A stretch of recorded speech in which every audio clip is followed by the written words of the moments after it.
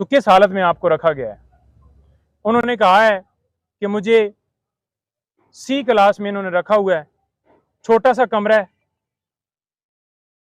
चक्की वाले कमरे में उन्होंने रखा हुआ है मुझे, और यहां पर ओपन वॉशरूम है,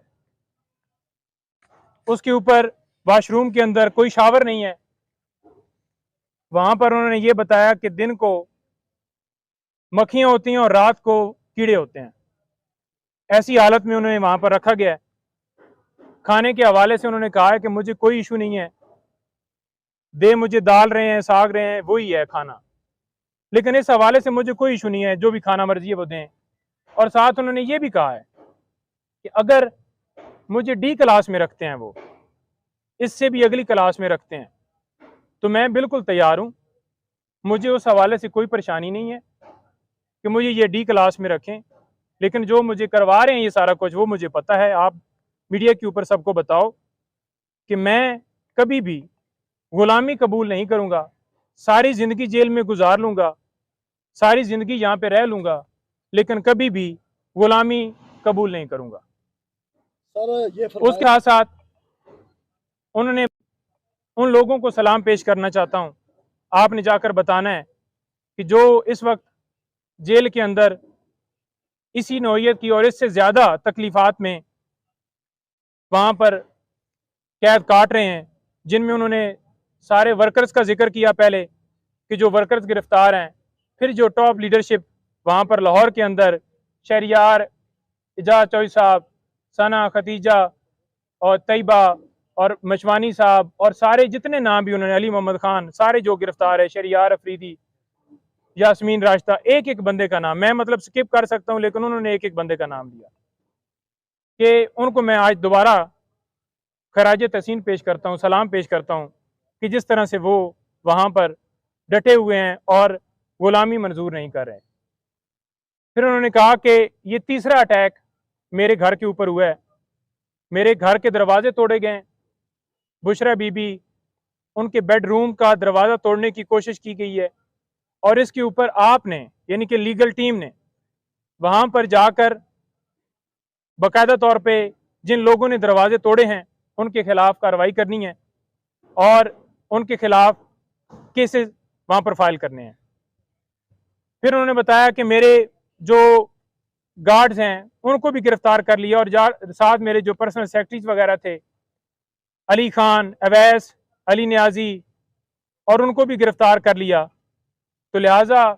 आप ये देख लें कि उनका क्या कसूर था। कोई किसी तरह से ना उन्होंने मजम्मत की,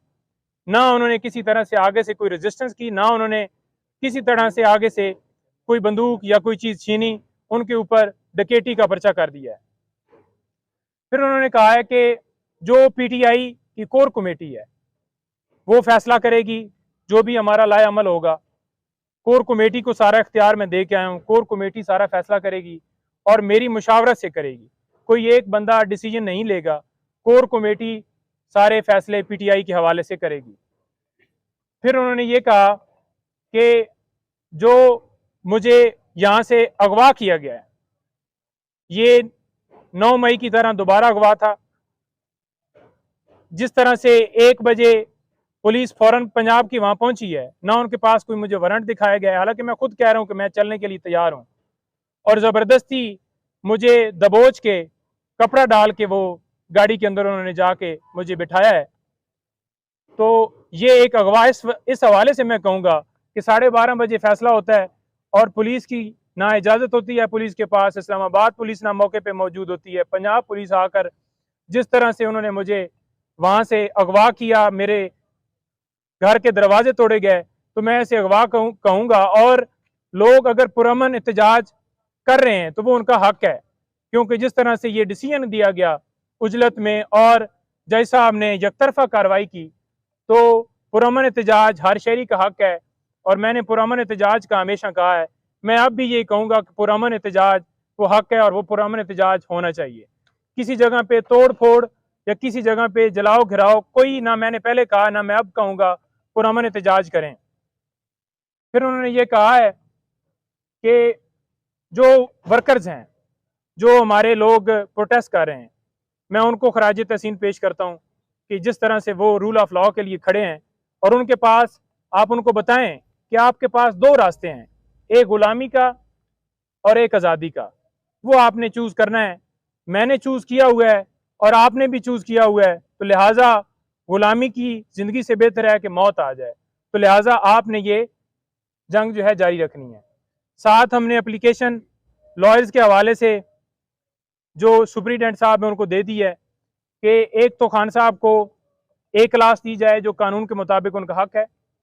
और दूसरा हमने ये कहा है कि डॉक्टर फैसल साहब जो उनके डॉक्टर हैं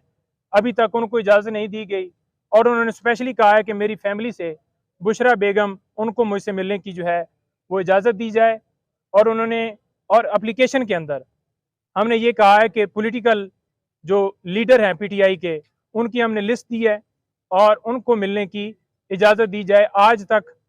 सिर्फ और सिर्फ मैं जाके मिला हूँ, किसी बंदे को कोई इजाज़त नहीं है। और वो ये कह रहे थे कि यहाँ पर जो रहने का माहौल है वो बड़ा ख़राब है, किसी हवाले से मुझे कोई फैसिलिटी नहीं है, वहाँ पर कोई एसी, कोई कूलर, कोई चीज़ वहाँ पर नहीं लगी हुई, एक छोटा सा कमरा है, बिल्कुल छोटा सा कमरा है। वहाँ पर जो जाए नमाज है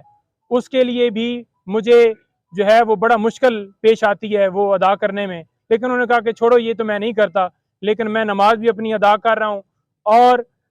मुझे मौका मिल गया है कुरान पाक पढ़ने का, तो मैं वो भी पढ़ रहा हूँ और अपनी जो इबादत कर रहा हूँ, और मैं डटा हुआ हूँ, कोई मैं झुका हुआ नहीं हूँ, ना मैं